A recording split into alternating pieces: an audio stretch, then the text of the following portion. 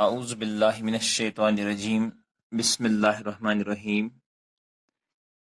साथियों बच्चों अस्सलामु अलैकुम व रहमतुल्लाहि व बरकातुहू। आज 10 अगस्त 2020 government SSA primary school loan महला कुंडल पे तुहद उस्ताद।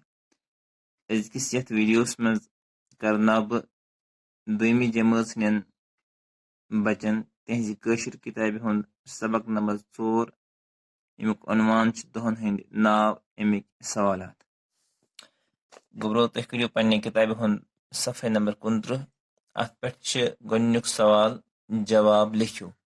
यम पार्ट इमन जवाब लिखन।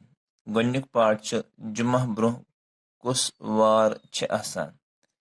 जुमा ब्रोह जुमा पत पता जुमा पत गई बटवार मगर जुमा ब्रोह कुस वार आसान ये तो अमुक जवाब मे थो लिखित जुमा ब्रोह आसान ब्रेसवार। इथे पे बाकी सवालात इथे पे किताब पे लिखित या तो मे थे लिखित। दोयम पार्ट बोमवार कमि वारि पत आसान।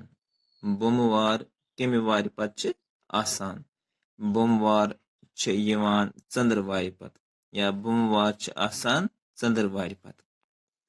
हफ्त कन दोहन हंद नाव वनियो। हफ्तस मज कम कम दोह तिहंद नाव वन। चंद्रवार बोमवार बुधवार ब्रेसवार जुम्मा बटवार तो आथवार। बी पर बह चंद्रवार बोमवार बुधवार ब्रेसवार जुम्मा जुम्मा बटवार तो आथवार। पत चूरिम पार्ट तुह क्या आथवार दोह स्कूल गसान। क्या आथवार दोह स्कूल गसान आथवार आसान छुट्टी। तवे आथवार दोह स्कूल गसान कह तिकाज आथवार आसान छुट्टी। पत यम लफ्ज लिखो अम लिखन हफ्त पत ब्रोह दोह बोमवार जुम्मा बटवार यम लिखनी ये तुह पन्ने कापी पे यम सवाल पत।